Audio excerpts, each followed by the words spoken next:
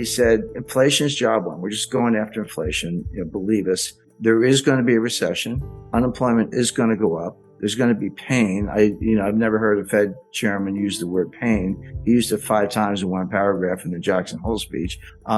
And that's what we're doing. And believe us when we say it. And of course, Wall Street, comes up with their own narrative. Now, how long will he raise rates? How quickly? And what's he trying to do? Powell is trying to get to something that he calls the terminal rate. And what's the terminal rate? I don't know the number, neither does Jay Powell. It's kind of like, as Potter Stewart would say, I'll know it when I see it. But he's trying to get to a terminal rate. But the definition of the terminal rate is it's a rate that's high enough to cause inflation to come down on its own without further hikes. So we'll get to a level, and then inflation is coming down, by the way. And the last 5 months in the U.S. has gone from about 9% to 8.7, 8.2, 7.4, 7.1. So it is coming down. Having said that, the target is 2%, and 7.1 is still a far cry from 2. So he's not there, but he's making progress. Now, so here's I hate to use the word conundrum, but it kind of is. Wall Street's saying, you're done. You did it. Mission accomplished. Inflation is coming down. You got what you wanted. Give it time. Stop raising rates. You're going to kill the economy. But the Fed is saying, well, we actually don't know. We can't untangle it. Yes, inflation is coming down. That's objective. But is it coming down because we're still raising rates? Or is it coming down because we're at the terminal rate? Those are two different things. And right now, and this is what Powell's been saying, the Fed leans to the view that they're not at the terminal rate, that inflation is coming down because they're raising rates. They have not achieved the terminal rate. So my expectation is the Fed will raise interest rates 50 basis points on February 1st. We'll see. We got a few weeks to go, and that could change. It can be consistent with Bayesian and updating, but they'll let us know. We'll know beforehand. And then probably 25 basis points in March. March 22nd is the Fed meeting after that. So those 75 plus the 450 we have now, that'll get you to 5.25.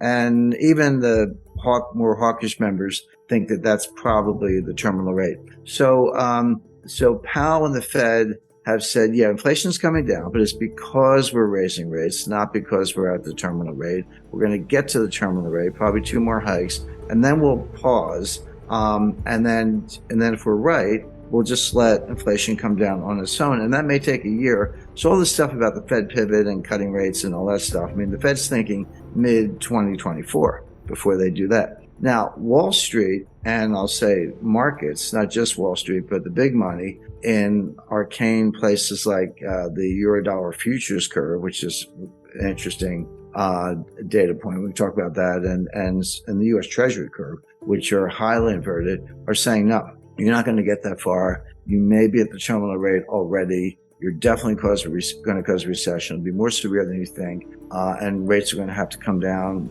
sooner than people expect. In other words, you've already achieved the terminal rate. You just don't know it, and you'll probably be the last to know. So with Wall Street, with cheerleaders, sending that message, but with some serious market indicators, including yield curves, sending that message. Why is Powell sticking to the game plan as I described it? And the answer goes back to 1980, believe it or not, and what's called the Volcker mistake. And everyone knows, Volcker became Fed chairman in 1979. He stayed on until the kind of early to mid 80s. And he did raise interest rates to 20% or very close to it to kill inflation, which went up to 15% at the time. But people forget that there was a recession in 1980. It was sharp but quick. It was over very quickly. It had nothing to do with monetary policy. The Carter administration issued some dopey regulation on a ceiling on credit card interest rates. And the industry said, fine, we're just not going to lend anybody any money. The economy fell instantly, kind of like a smaller version of what happened in 2020 with the pandemic panic. And then they said, oh, sorry, just kidding. And then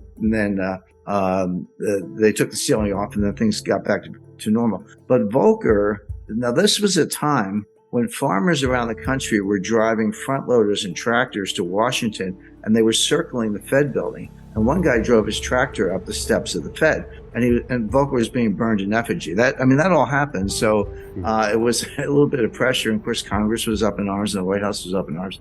So Volcker, not quite panicked, but he cut interest rates 7 percentage points, not 0.7, 7 full percentage points to deal with the recession, which, number one, was unnecessary because the recession was caused by a policy blunder from the White House, which was quickly corrected. And number two, he had not won the fight against inflation. Well, after he cut rates and we came out of that very quick sort of snap recession, inflation got even worse. And that's when Volcker had to raise rates to 20%. And Volcker, in hindsight, he said this in his last book, just before he died, he said, we shouldn't have done that. We should have stuck to our inflation mission. So now Powell, remember, Powell's not an economist, he's a lawyer, so he kind of thinks like a lawyer. I can relate to that, looking at both sides. Powell does not want to be that guy. He does not want to be the guy who balks early and cuts rates, the famous Wall Street pivot, before the battle against inflation is won.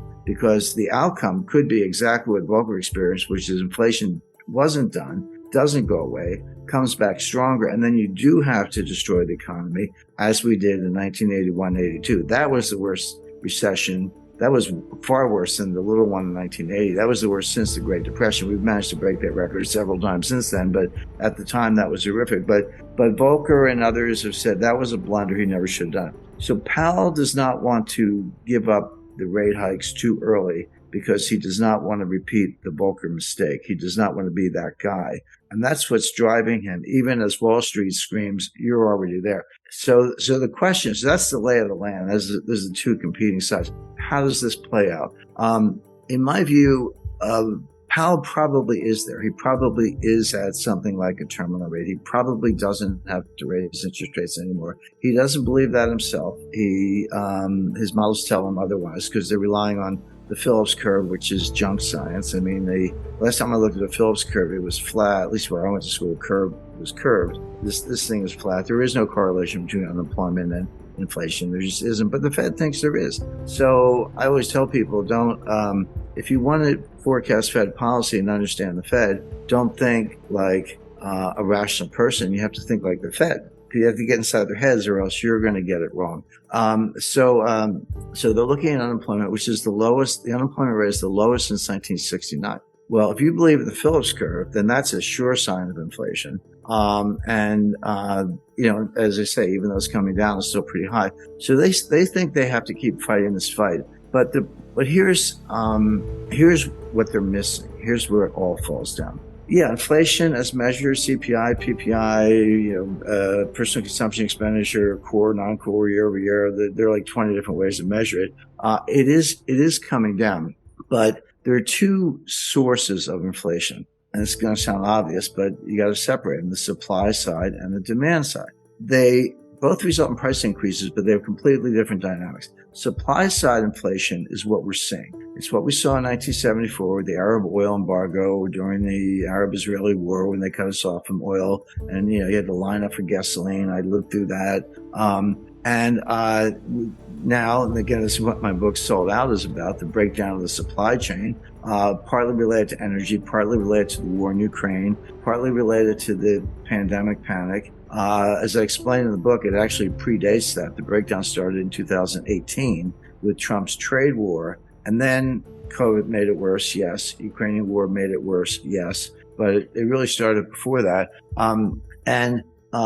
Bare shelves, and you couldn't get certain things. It wasn't that every supermarket shelf was bare the way it was in East Germany in the 1950s, but something was always missing, and that's still the case today. So, of course, prices went up, and people were trying to pay whatever they had to get what they needed, and energy prices were a big driver of that. So that feeds through as a form of inflation. The other kind of inflation is from the demand side. So the supply side is called cost push. Costs go up and they push it onto the consumers. The other kind is from the demand side. It's called demand pull. And basically consumers have a change in mentality. They're worried about inflation. They would say, hey, I was thinking about buying a refrigerator. Gee, I better go buy it today because if I wait for 6 months, the price is going to go up. Or apply that to anything, a new dress, new suit of clothes, whatever. And so you're pulling demand forward, and it's behavioral. And that will also drive prices up. But they're very different things. Now, cost push can morph into demand pull. That's what happened in the 70s. It started from the supply side, but by the late 70s, 80s, and Volcker, which we've just been talking about, it had tipped over into the demand side. That hasn't happened yet. We've had the supply side inflation, the cost push. It hasn't yet tipped into demand pull. It hasn't really affected consumer behavior that much in terms of people anticipating more inflation. It could, but it hasn't happened yet. Here's why that's an important distinction. Cost push inflation negates itself. You know, the old saying that the cure for high oil prices is high oil prices because people can't afford it. Like, you know, maybe if demand is inelastic, if you got to fill up your Ford F-150 truck with gasoline to take the kids to school or go to work. But if you're unemployed, you're not buying any gas because you're not leaving the house. So it tends to negate itself, whereas demand pull feeds on itself. Powell has not made that distinction. And if I'm right, I think I am right, and the evidence backs that up, this inflation will come down, not because the Fed is raising interest rates, but because higher prices destroy demand all on their own. If I used to pay $75 to fill up my truck with gas, and now I have to pay $150, which is about right, I'll do it because I got to get to work, but that's $75 I'm not going to spend on something else. I'm not going to go out for dinner. I'm not going to go to a show, a concert, or, you know, buy a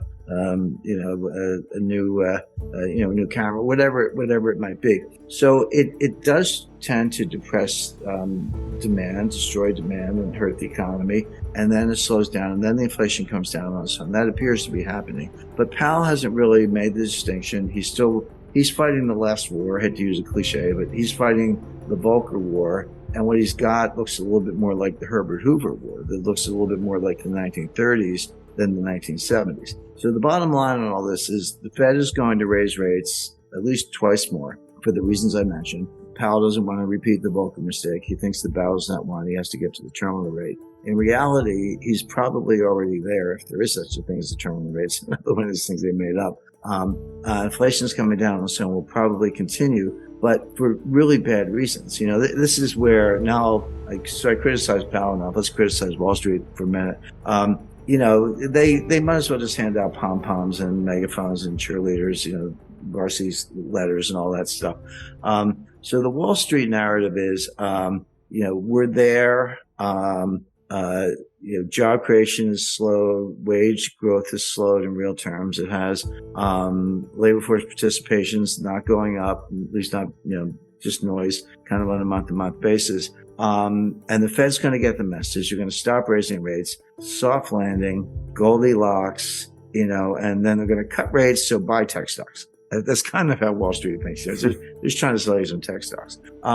They're wrong too. Powell's wrong for the reasons I mentioned. Wall Street's got it wrong too, because inflation is coming down. That's empirical. There's no debate about that. But it's coming down for really bad reasons, which is the economy is hitting the wall. And not just the U.S. This is a global phenomenon. We're looking at a global recession, and they're rare.